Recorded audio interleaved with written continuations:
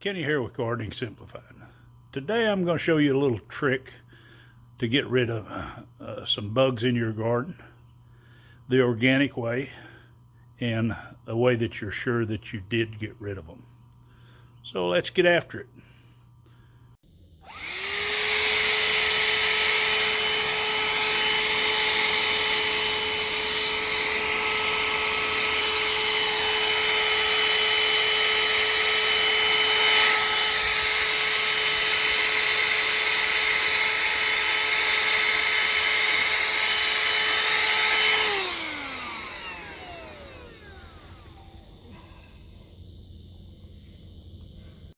Yeah, there's those pesky bugs that's been in the garden.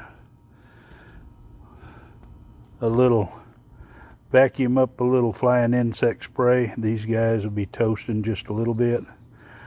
And that way you get them off your plants organically. And you know for sure that you have them. You're not wasting time with organic sprays or anything. You're not trying to pick them off or knock them off into soapy water because sometimes it's hard to get them. This way you just reach on up in there and vacuum them up. I hope this tip's helpful.